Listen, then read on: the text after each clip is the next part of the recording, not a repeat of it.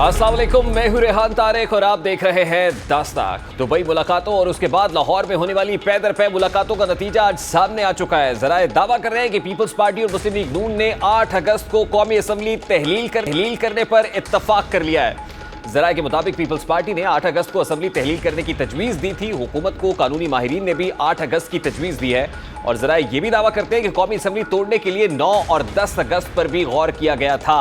कानूनी माहिरीन के मुताबिक असम्बली पर सदरी की मंजूरी ना हो तो फिर असम्बली 48 घंटे बाद तहलील हो जाएगी। मतलब अगर वो अप्रूव नहीं करते हैं एटलीस्ट 48 घंटे का डिले आ सकता है, इसलिए 8 अगस्त की जो तारीख है उस पर इत्तफाक किया गया है। यूँ तो पीपल्स पार्टी और मुस्लिम लीग नून की जानिब से इस खबर की तरदीद की जा रही है और बताया जा रहा है कि अभी असम्बली की तहलील की तारीख पर कंसेंसस नहीं हो सका है। अपनी ट्वीट में मरियम औरंगजेब का कहना था कि कौमी असम्बली की तहलील की तारीख पर अभी फैसला नहीं हुआ। उन्होंने कहा कि पाकिस्तान डेमोक्रेटिक मूवमेंट यानी पीडीएम और इत्तेहादी जमातों की मुशावरत से तारीख का फैसला होगा, जिसका बाकायदा ऐलान किया जाएगा। दोनों जमातों की जानिब से इस तरदीद की बज़ाहिर कोई वजह समझ नहीं आती क्योंकि मोतबर ज़राए अपनी खबर पर कायम हैं। दोनों बड़ी जमातों की तरदीद के पीछे बज़ाहिर एक बड़ी वजह पीडीएम की सतह पर रस्मी मुशावरत भी हो सकती है। बज़ाहिर तमाम मामलात इन दोनों बड़ी जमातों ने अपने हाथ में लिए हुए हैं, लेकिन पीपल्स पार्टी पीडीएम का बाकायदा हिस्सा नहीं। शायद मुस्लिम लीग नून मौलाना फजलुर रहमान की नाराज़गी से बचने के लिए और उनसे मुशावरत के लिए इस खबर की तरदीद पर मजबूर हुई है। दूसरी जानिब मुस्लिम लीग नून ये भी दावा कर रही है कि वो रवा हफ्ते ही इत्तेहादियों के साथ निगरान हुकूमत और निगरान वज़ीर आज़म से मुताल्लिक मुशावरत लेंगे, जिसके बाद 1 अगस्त तक निगरान वज़ीर आज़म का ऐलान कर दिया जाएगा। हुकूमत की जानिब से असम्बलियों की तहलील और निगरान वज़ीर आज़म से मुताल्लिक मुशावरत को तो बता दिया गया, लेकिन अभी तक मरदमशुमारी और नई हल्का बंदियों के हवाले से अबहाम जू का तू बरकरार है। हुकूमत की जानिब से अपने इत्तेहादी मगर निस्बतन छोटी जमातों को इस मामले पर एतमाद में नहीं लिया जा रहा है, जिससे इलेक्शन के मुतनाज़े होने के हवाले से शुकूक व शुबात बढ़ते चले जा रहे हैं। मुस्लिम लीग नून की जानिब से ऐसा तासुर दिया जा रहा है जैसे मरदमशुमारी और हल्का बंदियों को कोई बड़ा मसला नहीं है, ये कोई बड़े मसले के तौर पर इनको नहीं देखा जा सकता और पुरानी मरदमशुमारी पर इंतखाबात कराना मसले का वाहिद और मुनासिब हल है। गुज़श्ता शब वज़ीर दाखिला राना सनाउल्लाह ने एक प्रोग्राम में वाज़ा किया कि नई मरदमशुमारी के नताइज अभी आएंगे तो फिर हल्के यही रहेंगे क्योंकि हल्कों में इजाफे या कमी के लिए आईनी तरमीम करनी पड़ी। दूसरी जानिब हुकूमती इत्तेहादी जमात मुत्तहिदा कौमी मूवमेंट यानी MQM पाकिस्तान के कन्वीनर खालिद मकबूल सिद्दीकी ने कहा है कि इलेक्शन वक्त पर कराने के बहाने और जो चोर दरवाजे ढूंढे जा रहे हैं उसे कबूल नहीं करेंगे। पुरानी मरदमशुमारी पर इंतखाबात नाकाबिल कबूल है। इसी जमात के रहनुमा मुस्तफ़ा कमाल तो कहते हैं कि अगर आम इंतखाबात 3 माह बाद होने हैं तो मरदमशुमारी के नताइज और हल्का बंदियों की वजह से 1 माह की और ताख़ीर हो जाए तो वो काबिल कबूल होगी। हमने गुज़श्ता 5 साल में बहुत कुर्बानियां देकर, अपने हिस्से से ज्यादा की कुर्बानियां देकर सिंध के शहरी इलाकों खुसूसन कराची में अमन खराब नहीं होने दिया है और वफाक से भी ये मुतालबा करते हैं इंसाफ करें और जो वादे किए थे वो पूरे करें। इस शहर की आबादी 3 करोड़ के लगभग है और इससे कम पर हम किसी भी मरदमशुमारी के आदाद शुमार को तस्लीम नहीं करेंगे। अब यहाँ सवाल ये है कि हुकूमत में शामिल बड़ी जमातें नई मरदमशुमारी और हल्का बंदियों में दिलचस्पी क्यों नहीं ले रही। यही जमातें 2018 के इलेक्शंस को सिर्फ इसलिए मुतनाज़ समझती थी कि 2017 की मरदमशुमारी इनकी नज़र में दुरुस्त नहीं थी। अब ये सभी जमातें इसी मुतनाज़ मरदमशुमारी को तस्लीम करने के लिए बेताब हैं। यहाँ सवाल ये भी है कि ऐसे इलेक्शंस जो 6 बरस पुरानी और मुतनाज़ मरदमशुमारी पर कराए जाएंगे तो वो इंतखाबात कैसे मुतनाज़ नहीं होंगे। क्या हर बार की तरह इस बार भी हम जानते बूझते इंतखाबात को मुतनाज़ करने के रास्ते पर गामज़न नहीं है। नई मरदमशुमारी के मुतनाज़ होने और मुनासिब वक्त पर हल्का बंदियाँ ना करने के हवाले से इलेक्शन कमीशन की कारकर्दगी इंतहाई मशकूक है। एक ऐसा इदारा जिसका वाहिद काम मुल्क में इलेक्शन कराना और इससे मुताल्लिक लवाजमात की बर वक्त तकमील है, वो 5 बरस तक नई मरदमशुमारी और हल्का बंदियाँ कराने में नाकाम क्यों रहा है। मरदमशुमारी से मुताल्लिक जमातों के एतराज़ात को क्यों सुना नहीं गया है और इसे मुतनाज़ क्यों बनाया गया है। ऐसे वक्त में जब नौजवान वोटर्स की तादाद 8 करोड़ से ज़ायद है, उनको इंतखाबी अमल से यूँ दूर कर देना मुनासिब इक़दाम होगा। इन नौजवानों की तादाद यकीनन करोड़ों में होगी जो 2017 और 18 बरस से कम हो गए, लेकिन वो अब वोट देने और अपनी क़यादत चुनने के अहल हैं। अब वो अहल हो गए हैं, वो वोटर हैं। अब वोटर लिस्टों में उनका नाम शामिल क्यों नहीं होगा। क्या ये उनको अपने हक़ राय दही से महरूम करने के मुतरादिफ नहीं होगा। दूसरी जानिब पार्लिमानी कमेटी बराए इंतखाबी इस्लाहात के इजलास की अंदरूनी कहानी भी सामने आ गई है। तमाम तरामीम पर सियासी जमातों ने इत्तफाक कर लिया है और ज़राए के मुताबिक कमेटी ने आम इंतखाबात के लिए उम्मीदवारों के लिए नए कागज़ात नामजदगी मंजूर कर लिए हैं और आम इंतखाबात के लिए कमेटी ने कोड ऑफ कॉन्डक्ट भी मंजूर कर लिया और code of conduct election commission की मुशावरत से तैयार किया गया है। इंतखाबी इस्लाहात से मुतल्लिक़ कानून साजी के लिए सेनेट और असम्बली इजलास आइंदा हफ्ते तलब किए जाएंगे और कमेटी में शामिल तमाम सियासी जमातें इंतखाबी इस्लाहात तरामीम हैं और वज़ारत कानून 2 रोज़ में इंतखाबी इस्लाहात के मुसव्वदे को हतमी शक्ल देगी। और ज़राए का ये भी कहना है کہ الیکشن ایکٹ 2017 ترمیمی بل کی منظوری آئندہ ہفتے دونوں ایوانوں سے لی جائے گی. اب 8 اگست کو اسمبلیز ڈیزالو کرنے کا معاملہ ہے. اگر 8 اگست کو اسمبلیز ڈیزالو ہوتی ہیں تو اس کا مطلب یہ ہے کہ 90 روز میں انتخابات ہونے ہیں. بظاہر یہ بڑا خوشائند امر ہے کہ 90 روز میں الیکشنز کرا لیے جائیں، کیونکہ اس وقت ملک کے اندر جس غیر یقینی صورتحال کا سامنا ہے اور جو گو بگو کی کیفیت ہے، اس کا واحد حل الیکشنز ہی دکھائی دیتے ہیں، کیونکہ ان نیسیسری ڈیلیز جو ہونے تھے وہ ہو گئے ہیں. روز ایک بیان داغا جاتا ہے، ایک شکوہ ہوتا ہے اور جواب شکوہ بھی سامنے آ جاتا ہے. اکنامک سائڈ پر اسی پولیٹیکل انسرٹینٹی کی وجہ سے خاصی انسرٹینٹی موجود ہے، غیر یقینیت موجود ہے، تو الیکشنز واحد حل، واحد راستہ دکھائی دیتے ہیں. الیکشنز ہو جانے سے اس وقت ایک اور ابہام بھی جو ابھی تک موجود ہے وہ یہ ہے کہ چیئرمین پی ٹی آئی اب بھی یہ کہتے ہیں کہ ان کا کوئی آپشن ابھی تک موجود ہے، ان کے لیے راستہ کلیئر ہے، اور وہ یہ کہتے ہیں کہ آنے والا وقت ان کو بڑا خوشگوار دکھائی دے رہا ہے. ان کے لیے کیا اپرچونٹی ہے؟ یقیناً اگر الیکشنز ہوتے ہیں تو دودھ کا دودھ اور پانی کا پانی بھی ہو جائے گا، اور کسی حد تک یہ بہتر بھی ہے. اس وقت پاکستان تحریک انصاف کے بانی رہنما اکبر ایس بابر صاحب ہمارے ساتھ موجود ہیں، سینئر سیاستدان ہیں. اکبر ایس بابر صاحب السلام علیکم، بہت بہت شکریہ آپ کے وقت کے لیے. سر سب سے پہلے تو بہت ساری باتیں آپ سے کرنی ہیں. سب سے پہلے تو آج ایک تاریخ سامنے آئی کہ 8 اگست کو وفاقی حکومت نے اسمبلیز ڈیزالو کرنے کا فیصلہ کر لیا ہے. اس کے بعد وفاقی وزیر اطلاعات و نشریات مریم اورنگزیب صاحبہ ٹویٹ کرتی ہے اور وہ کہتی ہے کہ نہیں ابھی ایسا فیصلہ نہیں ہوا، اتحادی جماعتوں کو آن بورڈ لینے کے بعد کسی تاریخ کا اعلان کیا جائے گا.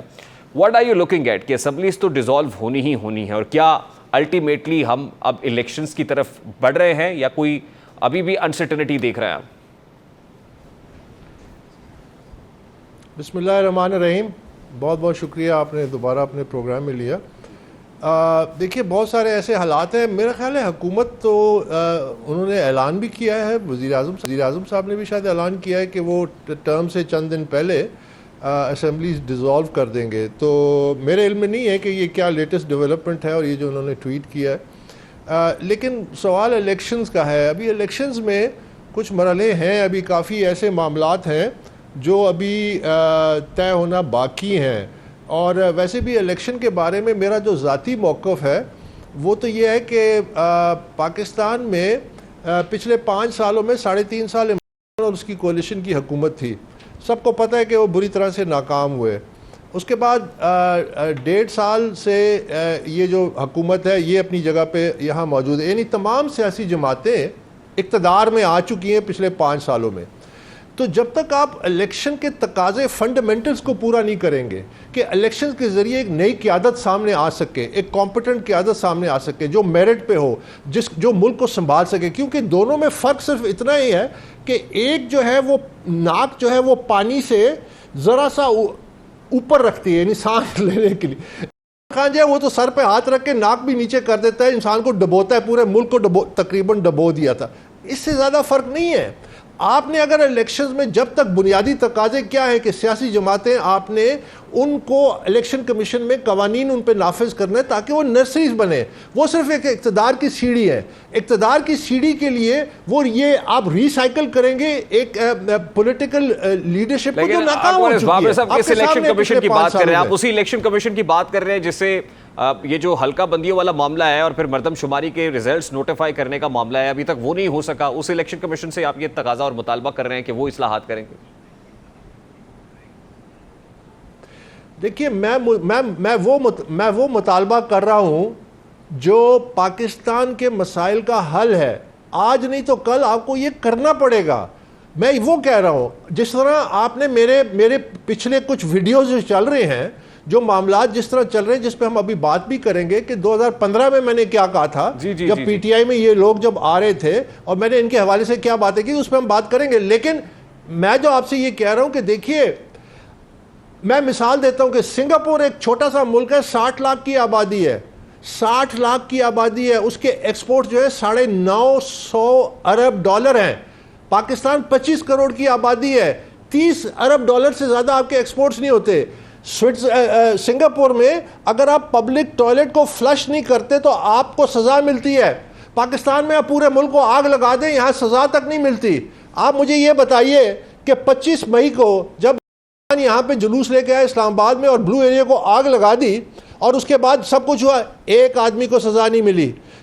خان جوڈیشل کمپلیکس پہ لشکر لے کے لشکر کشی کی، ایک شخص کو سزا نہیں ملی. جب عمران خان کو گرفتار کرنے گئے یا اس کو نوٹس سرو کرنے گئے, بلوا ہوا, 55 پولیس والے زخمی ہوئے, ایک شخص کو سزا نہیں ملی. سنگاپور میں ان باتوں پہ, کیونکہ وہ قانون نافذ کرتے ہیں. ہمارے ہاں ڈیو پروسیس کی بات کی جاتی ہے. ہمارے ایک نیکسس بن چکا ہے. ہمارے جو بڑے جو لائرز ہیں, جو ہاؤسز ہیں, اور جوڈیشری کا ایک نیکسس بن چکا ہے. وہ کہتے ہیں ڈیو پروسیس, بالکل ڈیو پروسیس ہونا چاہیے, لیکن انصاف کے تقاضے پورے کرتے کرتے یہاں تو روزانہ انصاف کا جنازہ نکل رہے ہوتے ہیں. اس کے بارے میں کوئی نہیں پوچھتا کہ آج تک فرانس میں 24 گھنٹے سے عدالتیں لگی ہوئی ہیں, وہاں پچھلے مہینے بلوے ہوئے, وہ سزا دینے شروع کر دیے, 30 منٹ دیے وکیلوں کو, ٹی وی پہ سب نظر آ رہا ہے کون بلوا کر رہا ہے. پاکستان میں آپ کا قانون نہیں ہے, جنگل کا قانون رائج ہے. آپ قانون نافذ کریں گے, آپ لیڈرشپ صاف لائیں گے, آپ معیشت کو سنبھالیں گے, پروفیشنل اکانومسٹ کو لے کے آئیں گے. یہ اکبر صاحب ابھی جن کیسز کا آپ نے حوالہ دیا طے کرنا ہے, میں تو کہ اس کے اندر چیئرمین پی ٹی آئی کو کوئی سزا نہیں ہوئی, یا ایکویٹل ہو جاتا ہے, یا پھر ایک تاثر ابھرتا ہے کہ ان کو فیور کیا جا رہا ہے, یا فیورٹزم ہے, سہولت کاری ہو رہی ہے, تو جب تک یہ پروسیس کمپلیٹ نہیں ہو جائے گا, جب تک یہ اوپن اینڈڈ اور ان اینڈڈ رہے گا, تب تک الیکشنز کیسے ہو جائیں گے؟ پھر میرا بڑا سادہ سا سوال ہے. میں نے بھی دیکھیے, میں نے مجھے بھی شکوک و شبہات ہیں کہ کیا اس سال تو خیر الیکشنز کا جو حالات ہیں, جو معروضی حالات ہیں اس کے تقاضے, لیکن میں تو وے فارورڈ دینا چاہتا ہوں نا.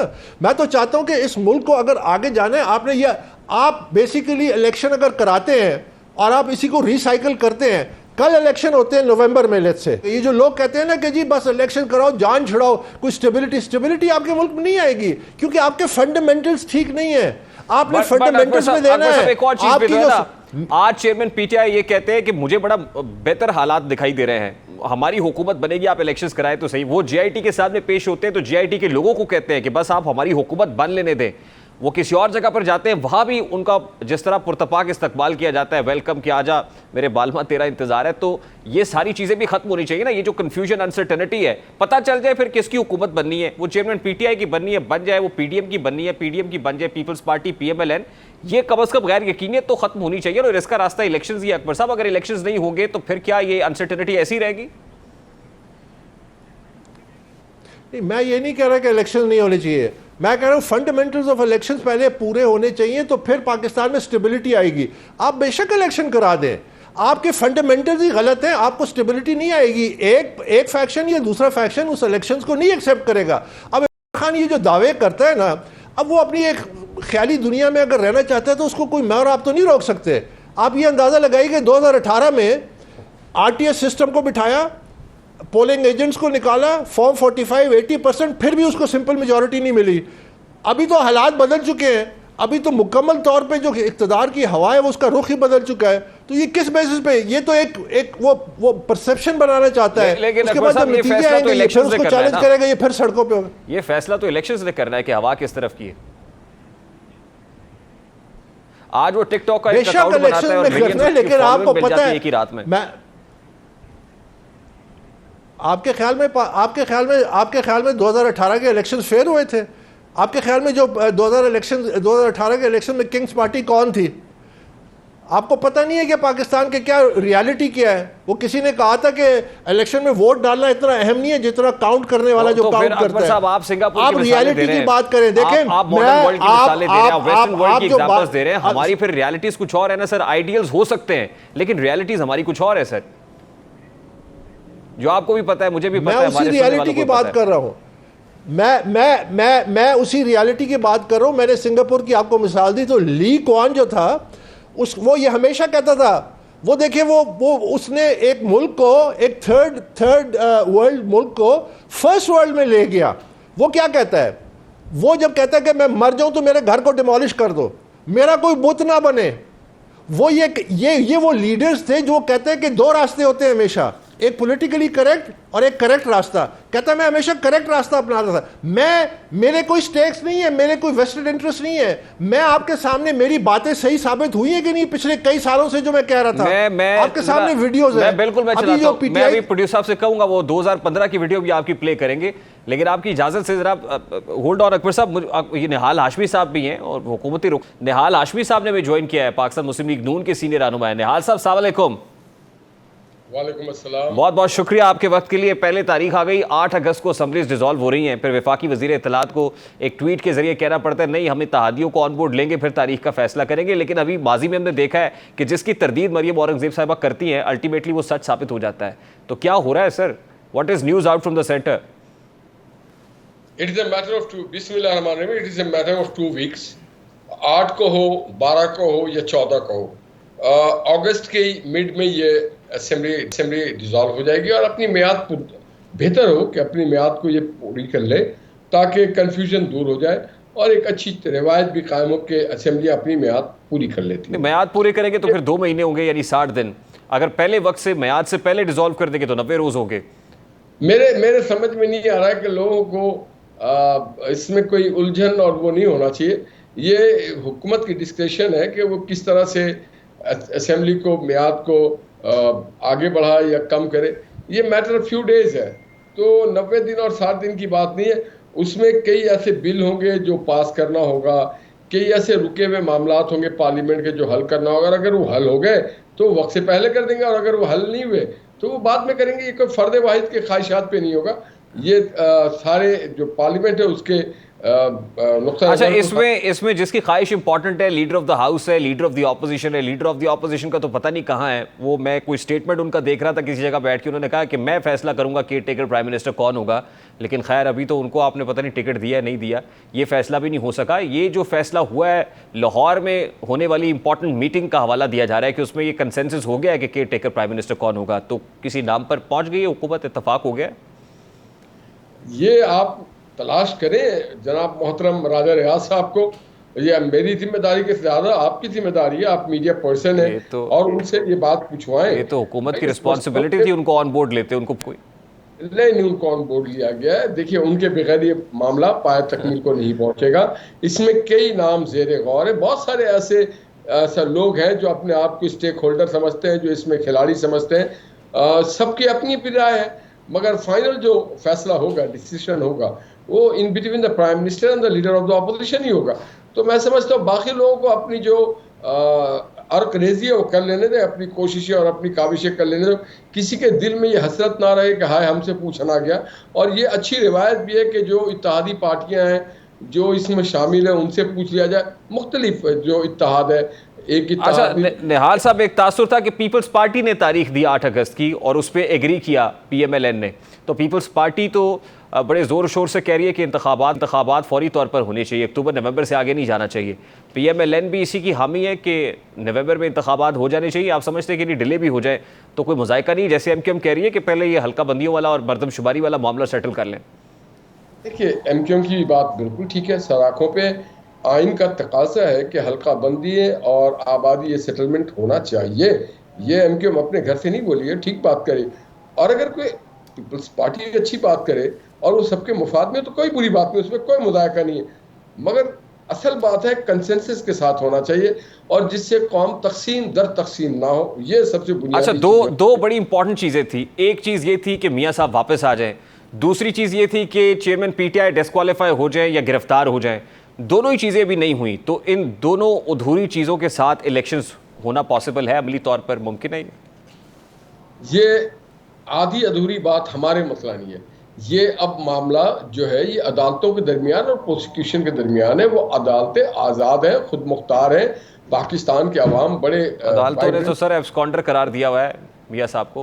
اگر عدالتوں نے ایبسکانڈر قرار دے دیا ہے تو جنہوں نے حلف اٹھایا ہوا ہے ان کی پاسداری کریں. ذمہ داری ان کی ہے کہ وہ اپنی ذمہ داری کو ادا کرتے ہوئے ان کو گرفت میں لیں. اچھا, یہ جو سوال ہے نا, میں اکبر اسبابر صاحب سے بھی کروں گا. اکبر صاحب, یہ جو کویسچن ہے جس کے اندر یہ کنڈیشن تھی پھر ترازو کے دونوں پلڑے برابر کرنے کے بارے میں پی ایم ایل این بار بار بات کر رہی تھی.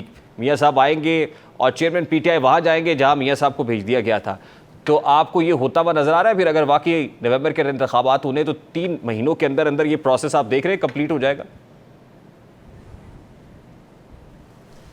دیکھیے, میں سمجھتا ہوں کہ جو ستمبر کے بعد جو حالات سیاسی اور دوسرے حالات کروٹ بدلیں گے, اور اس کے بعد شاید ہم بہتر پوزیشن میں ہوں گے کہ الیکشن کب ہوں گے اور نہیں ہوں گے, کیا ہوگا. میں ذاتی طور پہ سمجھتا ہوں کہ میجر تبدیلیاں آئیں گی, اور اس میں ایک فنڈامنٹل تبدیلی یہ ہے، جس طرح میں نے آپ سے پہلے عرض کیا کہ ایک آپ نے پاکستان کی پالیٹکس کو ریفارم کرنا ہے، دوسرا آپ نے جوڈیشری کی میجر ریفارمز چاہیے. وہ جو آپ ترازو کی بات کریں اس میں کوئی شک نہیں ہے، یہاں پہ ایک بہت بڑا نیکسس بن گیا ہے. یہ جب آپ کو یاد ہو 2007 اور 2008 کی جو تحریک تھی ججز کی بحالی کی، اس میں کیا نعرے لگے تھے؟ یہ اسٹیٹ جو ہے یہ ممتا ہے، یہ ماں کی طرح ہے، سستا انصاف ملے گا، یہ ملے گا وہ. اور کیا ہوا اس کے بعد؟ کیا حالات بہتر ہوئے یا مزید خراب ہوئے؟ کیا انصاف کے ہمارے 55,000 کیسز اس وقت وہاں پہ ہیرنگ ہے، شام کو ایک کوئی آ کے درخواست دیتا ہے، اگلے دن وہ لگ جاتی ہے. ججز اپنے سینئر موسٹ ججز خود عدم اعتماد کا اظہار کریں لکھ کے. تو دیر از اے سیریس ایشو جوڈیشری کا اس میں. لیکن جب آپ سپٹمبر کی بات کرتے ہیں وہ لانگ ٹرم تو ریفر کرتے ہیں عدالت عظمیٰ میں ہونے والی امپورٹنٹ تبدیلیوں کو، کہ جس میں جو کرنٹ چیف جسٹس ہے انہوں نے جانا ہے، آؤٹ گوئنگ ہے، پھر انکمنگ چیف جسٹس ہے انہوں نے جو ہے اپنے عہدے کو سنبھالنا ہے. تو آپ یہ سمجھ رہے ہیں کہ اس سے تمام تر مسائل حل ہو جائیں گے اور الٹیمیٹلی وہ جو Imran Khan chairman P T آئی کا سائڈ لائن ہونا اور پھر نواز شریف صاحب کا واپس آنا ہے، اس کی راہ بھی کھل جائے گی؟ آپ یہ دیکھ رہے ہیں؟ دیکھیے میں کبھی بھی یہ نہیں کہوں گا کہ مسائل کا حل یہ ہے کہ ایک سیاسی رہنما کو اس کو بین کر دیا جائے یا اس کو جیل میں. میں کہتا ہوں انصاف لاگو کریں. وہ اگر ڈیزرو کرتا ہے، 70 پیجز کا فیصلہ الیکشن کمیشن نے دیا 2 اگست 2022 کو، جس میں پاکستان کی تاریخ کا سب سے بڑا فائنینشیل فراڈ ثابت ہو چکا ہے. سزا کیوں نہیں دیتے؟ یہ وہ سوال. اگر اس نے جو دوسرے جرائم کیے اس پہ سزا دیں، اس کو سیاست سے مت جوڑیں. آپ نے قانون لاگو کرنا ہے اور سب سے جو پاورفل ہوتا ہے اس میں سب سے زیادہ if it is that open and shut تو پھر کیوں نہیں ہو رہی سزا؟ آپ نے کیس 2014 سے لڑا ہے. میں نے آپ کو بتایا نا کہ آپ کا جو دیکھیے آپ کا جو اس وقت نظام ہے یہ میں اسی لیے آپ نے صحیح بات کی جو سپٹمبر کے حوالے سے تبدیلیاں، یہ اس وقت جا کے حقیقت سامنے آئے گی کہ کیا ہم نے ان ایشوز کو ابھی ایڈریس کرنا ہے اور یہ جوڈیشری کو ریفارم کرنا ہے. اور اس کے بعد یہ جو سارا معاملہ ہے جو چلتا آ رہا ہے، دیکھیے پچھلے 6-8 مہینوں میں انصاف کے تقاضے نہیں پورے کیے گئے. انصاف کا جنازہ اٹھا ہے، ایک دفعہ نہیں کئی دفعہ اٹھا ہے. میں تو 8 سال سے بھگت رہا ہوں. میں تو 200 میں نے پیشیاں بھگتی ہیں، 13 ریٹ پٹیشنز بھگتی ہیں. میں تو فرسٹ ہینڈ جانتا ہوں. میں 4 سال اسکروٹنی کمیٹی میں الیکشن کمیشن کے ساتھ بیٹھا ہوں. آپ الیکشن کی بات کرتے ہیں. الیکشن کمیشن کے میں جو بیٹھتا تھا اسکروٹنی کمیٹی میں تو اکثر تو ہم ادھر ادھر کی باتیں کر رہے ہوتے تھے کیونکہ اسکروٹنی تو ہو رہی نہیں تھی، وہ تو آخر میں جا کے ہوئی. اگر میں آپ کو وہ ساری انسائڈ ڈیٹیلز بتاؤں جو شیئر کرتے تھے اباؤٹ الیکشن، دیکھیں نا امپورٹنٹ فیصلہ الیکشن کب ہوں گے. یہ فیصلہ الیکشن کمیشن آف پاکستان نے کرنا اور پارلیمان نے الیکشن کمیشن کے ہاتھ مضبوط کر دیے جن کے بارے میں آپ یہ گفتگو کر رہے ہیں. اکبر صاحب میں آپ پہ دوبارہ آتا ہوں. نہال صاحب آپ کا کوئی کامنٹ پھر مجھے بریک پر جانا ہے. میاں صاحب واپس کب آ رہے ہیں سر؟ کیمپین چلائیں گے خود آ کر کے انشاءاللہ تعالی. میں سن رہا تھا جو آپ اکبر صاحب سے بات کر رہے تھے جی. عمران خان سے کوئی فرق نہیں پڑتا ہمیں. عمران خان نے 4 سال میں اینٹ سے اینٹ بجائی اور نواز شریف صاحب نے اپنے چند سالوں میں پاکستان میں ہر طرف اینٹ بچھائی. کہیں پہ موٹر وے، کبھی ایئرپورٹ، کہیں پہ بجلی گھر. تو ہمارا ان کا کوئی الیکشن کا کوئی مقابلہ نہیں. ہاں یہ ادارے ناکام ہو گئے، اگر عدالتیں اس کو سزا نہیں دے پا رہی، اگر پروسیکیوشن اور الیکشن کمیشن انہیں آن ٹاسک نہیں لے سک رہا، تو اس میں ہماری پارٹی کا یا گورنمنٹ کی کوئی ذمہ داری نہیں ہے. ہماری جتنی ذمہ داری تھی ہم وہ ادا کر رہے ہیں. ہماری ذمہ داری ہے لا اینڈ آرڈر کو بہتر کرنا، معاشی معاملات کو ٹھیک کرنا، لوگوں کے روزگار کے مواقع فراہم کرنا. تو ہم وہ کام کر رہے ہیں. یہ عوام بھی بہتر طریقے سے دیکھ رہی ہے اور سمجھ رہی ہے کہ Imran Khan is never been a challenge for Pakistan Muslim League Noon. میں یہ سمجھتا ہوں یہ ایک ہوا میں کھڑا کیا ہوا ہے اس کا ایک محل. نہیں آج بھی ایک بہت بڑا چیلنج تو آپ کے لیے ہے، تبھی تو الیکشنز کو ڈیلے کرنے کی بات ہو رہی ہے سر. یہی تو میں پوچھ رہا ہوں آپ سے. Never been a challenge. اگر 2018 میں باجوہ اور ثاقب نثار نے نہ کیا ہوتا دھاندلی تو آج یہ دن پاکستان کو نہ دیکھنا پڑتا. He was a play boy, he is a play boy and he will remain a play boy. تو وہ ابھی مسلم لیگ نون کے ساتھ کھیل رہا ہے اور تگنی کا ناچ تو نچایا ہوا ہے نا سر. میاں صاحب واپس کا بارے میرا بڑا سادہ سا سوال ہے، یہ کیا اس سے مشروط نہیں ہے کہ پہلے چیئرمین پی ٹی آئی سائڈ لائن ہوں گے تو اس کے بعد میاں صاحب کا راستہ کھلے گا؟ اور ایک پلان بی بھی ڈسکس ہو رہا ہے، ایک پلان بی بھی اس وقت ڈسکس ہو رہا ہے. وہ پلان بی یہ ہے کہ میاں صاحب واپس آئیں گے اور ظاہر ہے جب آئیں گے تو ان کو جیل تو جانا پڑے گا نا سر، کیونکہ کیسز ہیں. پھر جب وہ کلین چٹ ملے گی تو پھر الیکشن یا الیکٹورل پروسیس کے لیے ریڈی ہوں گے نا. ریحان بھائی اس میں 2 بات ہے. میاں صاحب سالوں جیل میں رہے ہیں، عمران خان کی طرح جیل سے بھاگے نہیں ہے. عمران خان کی طرح ان کو جیل سے خوف نہیں آتا رہا, وہ بیٹی کا ہاتھ پکڑ کے آتے ہیں اور سیدھا اڈیالہ جیل جاتے ہیں. مگر آپ کا نظام کیا کرتا رہا؟ میں سمجھتا ہوں کہ آج یہ شرم کا مقام ہے پورے پاکستان کے لیے کہ ایک شخص کو سارے نے بے قصور ثابت کر دیا. ہر گلی سے کوچے سے آواز آ رہی کہ نواز شریف کے ساتھ زیادتی کی گئی, اس کے بعد بھی وہ آج خود نوٹس نہیں لے رہے, اس کے بعد بھی وہ سو موٹو نہیں لے رہے ہیں, اور وہ لیں اور لے کر کے اپنے بینچ بنائیں اور کہیں گے جی ہمارے جو ساتھیوں نے زیادتی کی تھی وہ قرار واقع ان کو سزا دی جاتی ہے. I have to take a very quick short break. بہت بہت شکریہ آپ کے وقت کے لیے. اکبر صاحب ہمارے ساتھ موجود لیتے ہیں, بریک کے بعد واپس آئیں گے, گفتگو کنٹینیو کریں گے ہمارے ساتھ.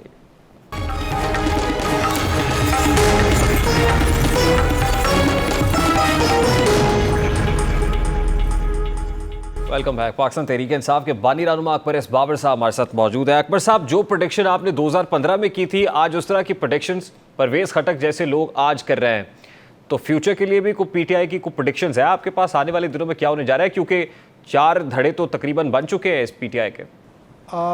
جی بالکل, یہ اللہ کا کرم, انسان دل سے سچی بات کرتا ہے تو وہ سچ ثابت ہو جاتی ہے. دیکھیے جو پی ٹی آئی کا حال ہے, کل پرویز خٹک نے بھی ایک پی ٹی آئی پارلیمنٹیرینز کا اعلان کر دیا, تو میں 2015 میں اس حوالے سے کہہ چکا تھا کہ یہ وقت آئے گا, کیونکہ یہ جو پولیٹیشنز ہیں بیسیکلی, اور پھر پی ٹی آئی نے ایک اور کام کیا, جو پی ٹی آئی کے جو اپنے نئے لوگ تھے ان کو بھی ٹریڈیشنل پولیٹیشین بنا دیا. یہ کیا ہے؟ یہ بیسیکلی وہ پولیٹیشین جن کے اسکیلیٹنز ہوتے ہیں. اچھا, جن کے اسکیلیٹنز ہوتے ہیں, پھر یہ بیسیکلی ایک ویدر کاک نہیں ہوتا جو موسم کی ہوا بتاتا ہے کہ ہوا کا رخ کیا ہے, تو جب اقتدار کے رخ بدلتا ہے ساتھ ہی یہ بدل جاتے ہیں, اور اس کی نشاندہی میں پہلے دن سے کر رہا تھا, لیکن تو ان سے کوئی اور توقع نہیں کی جا سکتی تھی. لیکن اصلی جو چیز جو سوچنے والی ہے, پوچھنے والی ہے, کہ آج پی ٹی آئی کہہ رہی ہے کہ خس کم جاں پاک, یہ لوگ جو چلے گئے یہ کرپٹ لوگ تھے, یہ پارٹی کو چھوڑ گئے, یا پارٹی ان سے پاک ہو گئی, یا پارٹی کلینز ہو رہی ہے. تو اس کا مطلب ہے کہ انہوں نے اس کا مطلب یہ ہے کہ ہم پہ ایک کرپٹ ٹولہ مسلط کیا تھا انہوں نے, جو حکمران تھے, اقتدار میں تھے, جن کو آج یہ کہہ رہے ہیں کہ یہ کرپٹ ہیں اور یہ پارٹی کلینز ہو رہی ہے, تو یہ انہوں نے مسلط کیا تھا. اکبر بابر تو اس وقت بھی کہتا تھا, 2015 سے 2011 سے میں کہہ رہا ہوں کہ یہ سارا راستہ ہی تباہی کا ہے. یہ جس راستے پہ آپ گئے, آپ اپنا کعبہ قبلہ بھول چکے ہیں, آپ نے بے وفائی کی ہے, یہی تو میرا وہ فنڈامنٹل. تو سوال یہ پیدا ہوتا ہے کہ اس کا ذمہ دار کون ہے؟ دنیا کی کون سی اسٹیبلشڈ ڈیموکریسی ہے جہاں لیڈر رسپانسبلٹی ایکسیپٹ نہیں کرتا؟ اس کی ذمہ داری تو عمران خان پہ آتی ہے. یہ فیصلے تو عمران خان نے کیے, اقتدار کے خاطر سارے کمپرومائزز انہوں نے کیے. آج ان کو کمپرومائز آپ آفر کر دیں, کل یہ پھر دوبارہ یہی کریں گے. میں آپ سے لکھ کے کہتا ہوں یہی کریں گے. تو پی ٹی آئی جو ہے ایک اپنی وجود اپنا اس کے لیے ایک سب سے اہم ترین وقت سے گزر رہی ہے, ایک ٹرانزیشن سے گزر رہی ہے میرے خیال میں. اور مجھے پی ٹی آئی کا جو اگر تو الیکشنز ہوتے ہیں فوراً, جو کہ میں نے جس طرح پہلے کہا کہ یہ پتہ چلے گا سپٹمبر میں جو حالات کروٹیں بدلیں گے کہ کب الیکشن ہوں گے, لیکن فرض کیا مفروضے پہ کہ الیکشنز جلدی ہوتے ہیں, اس میں مجھے پی ٹی آئی کا کوئی فیوچر نظر نہیں آ رہا. اور وہ اس واسطے کہ جو حالات پیدا کیے انہوں نے اس کے, لیکن پی T I as a political party اور پی ٹی آئی کی جو اوریجنل آئیڈیالوجی تھی اس کی آپ کو ضرورت ہے, اس ملک کو ضرورت ہے. میں اس طرف آتا ہوں, لیکن اکبر صاحب پی ٹی آئی کے تقسیم ہونے کا, منقسم ہونے کا, دھڑوں میں بٹنے کا, اس ٹوٹ پھوٹ کا فائدہ کس کو ہو رہا ہے؟ جیسے چیئرمین پی ٹی آئی کہہ رہے ہیں ٹھیک ہے گن صاف ہو رہا ہے, لیکن یہ جو دھڑے بن رہے ہیں کیا ان کو فائدہ ہو رہا ہے؟ پی T I chairman P T آئی کو فائدہ ہو رہا ہے, یا پھر فائدہ کوئی اور اٹھا رہا ہے, پی ڈی ایم میں شامل جماعتیں اٹھائیں گی؟ نہیں, اس سے فائدہ جو ہے ظاہر ہے کہ وہ دوسری جماعتیں جو ہیں وہ اٹھائیں گی. پی ٹی آئی کو تو دیکھیں نا, پی ٹی آئی اس وقت ایک شیرازہ اس کا بکھر رہا ہے, اور یہ وہ شیرازہ ہے جو عمران خان نے قائم کیا تھا. یہ پکچر عمران خان نے تشکیل دی تھی, اور آج وہ تصویر جو ہے ساری ڈسٹارٹ ہو رہی ہے. تو اس کا جو ڈائریکٹ امپیکٹ ہے, اور پھر جس طرح جو ریالٹیز آف پالیٹکس ہے پاکستان کی, جس کی وجہ سے الیکشنز جو ہیں اس میں جو رخ طے کیا جاتا ہے وہ بھی آپ کے خلاف ہے. آپ اس وقت جو آپ نے ڈسٹرکٹیو پالیٹکس کی, جو آپ نے پاکستان کی سیاست میں انتشار کیا. اگین میں پہلا شخص تھا جو 2 سال سے کہہ رہا تھا الیکشن کمیشن کے بعد کھڑے ہو کے کہ یہ انتشار کی سیاست پاکستان کو تباہ کرے گی, یہ تباہ کن سیاست ہے, یہ پاکستان کے ساتھ دشمنی ہو رہی ہے, یہ انٹرنیشنل ایجنڈے پہ کھیلا جا رہا ہے دانستہ یا غیر دانستہ طور پہ. تو یہ جو تمام سیاست تھی اس کا نقصان پی ٹی آئی کو ہوگا. لیکن پی T I as a political force, جو یوتھ, جو ینگ لوگ ہیں, ہم نے ان کے ادھر تو لکھ دیا, ان کو ہم نے ویسٹ نہیں ہونا ہے. کیونکہ یاد رکھیے اگر آپ پالیٹکس اور پولیٹیکل جو پلیٹ فارمز ہیں اگر آپ اس کو ختم کرتے ہیں تو وہ جو سپورٹرز ہیں, جو یوتھ ہیں, ان کو کوئی استعمال کر سکتا ہے. ہمارے آس پاس دشمن بیٹھے ہیں, کل یہی جو یوتھ ہے اس کو بہت ڈسٹرکٹیو رول میں بھی ڈالا جا سکتا ہے. جن کے لیے ابھی بھی ہم بانی رہنما تحریک انصاف کا لفظ استعمال کرتے ہیں, فوزیہ قصوری صاحبہ, جسٹس ریٹائرڈ وجیہ الدین, تسنیم نورانی, یہ لوگ کب ہیں اور کہاں آگے آئیں گے؟ آپ کا بھی کوئی فیوچر ہے یا آپ بھی بس ان پہ کرٹیسزم ہی کرتے رہیں گے بس؟ یہ سوال آپ مجھ سے ہر دفعہ پوچھتے ہیں. دیکھیے میں سمجھتا ہوں کہ ایوری ڈے, ہر روز اللہ تعالیٰ کے کرم سے آواز میں وزن بڑھ رہا ہے, لوگ زیادہ ریسیپٹیو ہیں, لوگ زیادہ سن رہے ہیں اور سمجھ رہے ہیں. اور پرانی میری اللہ کے کرم سے بڑی بات سے اللہ بچائے, میری ایک بات جو ہے وہ سچ ثابت ہو رہی ہے. عمران کی ایک بات جو ہے وہ غلط ثابت ہو رہی ہے. جو اس نے وعدے کیے تھے, جو اس نے عہد کیے تھے, جو اسی ٹیم کے بارے میں, جس ٹیم کو آج یہ کہہ رہا ہے کہ یہ کرپٹ ہے, ناکارہ ہے, کلینزنگ ہو رہی ہے, اس کی تعریفیں اور پل یہ باندھتا تھا, میں نہیں باندھتا تھا. تو وہ بات اب نکل رہی ہے. ہم نے میری جو سیاست ہے وہ ٹریڈیشنل سیاست ہے ہی نہیں. وہ ایک بریک تھرو آئے گا اور میں سمجھتا ہوں کہ وہ بریک تھرو شروع ہوگا سپٹمبر سے. اس کے بریک تھرو کے بعد انشاءاللہ پورے یہ عوام میں ایک میسج جائے گا کہ ادھر بھی وہی ہے, ادھر بھی وہی ہے, ادھر بھی وہی ہے. یہ ہمارے مسائل کا حل نہیں ہے. ہم نے انکنونشنل راستہ اختیار کرنا ہے, ہم نے وہ ٹراڈن پاتھ پہ چلنا ہے. اسی لیے میں آپ سے یہ کہتا ہوں کہ پاکستان کو 10 سال کا ایک مارشل پلان چاہیے جس میں آپ نے جوڈیشری کو صاف کرنا ہے, پالیٹکس کو ٹھیک کرنا ہے, اکانومی کو ٹھیک کرنا ہے. لیکن اس کے لیے آپ کو کریڈیبل انڈیویجولز چاہیے. یہ ریسائکلنگ آف پولیٹیکل ویسٹ جو ہے یہ پاکستان کو کچھ نہیں دے گا. یہ بڑی امپورٹنٹ بات یہ آپ پھر چلائیے گا 6 مہینے سال بعد. جی سپٹمبر کے بعد اس بریک تھرو پر بھی بات کریں گے اور دیکھیں گے کہ کیا بریک تھرو آتا ہے اور پھر آپ کی جو پالیٹکس ہے اس کے اندر کیا ٹرن آتا ہے. اکبر ایس بابر صاحب, I have to wind it up here sir. بہت شکریہ تحریک انصاف کے بانی رہنما اکبر ایس بابر صاحب ہمارے ساتھ موجود تھے. Let's take a very quick short break. اور پاکستان مسلم لیگ نون کے ڈاکٹر طارق فضل چودھری صاحب کے صاحبزادے کے ساتھ ایک بڑا افسوسناک حادثہ پیش آیا جس پر اس جہان فانی سے کوچ کر گئے ہیں. بہت افسوسناک. حادثات کی تعداد بھی پاکستان میں بڑھتی چلی جا رہی ہے. ان حادثات پر بات کریں گے اس بریک کے بعد. ہمارے ساتھ رہیے.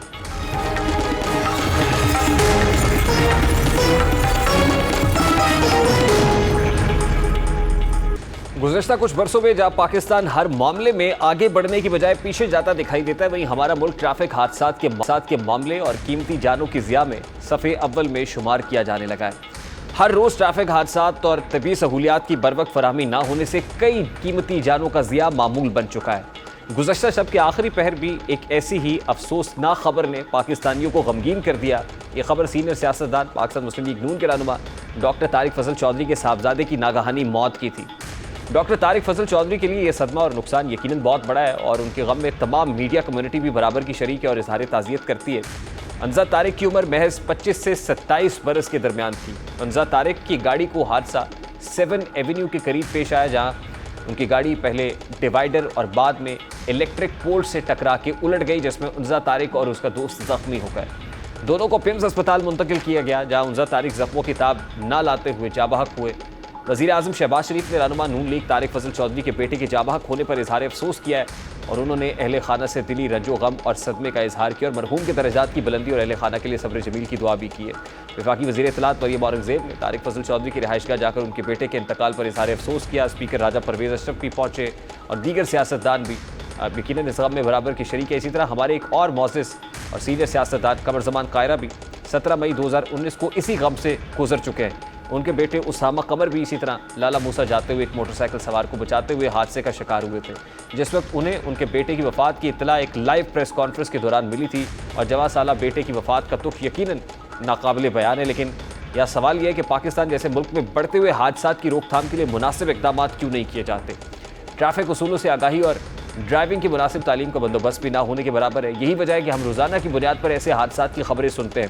ابھی گزشتہ روز ہی سہاوا پل پر सीमेंट से भरा ट्रक गाड़ियों पर चढ़ दौड़ा था, जिससे कई कीमती जानें ज़ाया हुई। इसी तरह एक माह कबल इस्लामाबाद से झंग जाती हुई मुसाफिर वैन से भरी बस तेज़ रफ्तारी के बायस सॉल्ट रेंज के करीब उलट गई थी, जिसमें दर्जन से ज़ायद मुसाफिर खालिक हकीकी से जा मिले थे।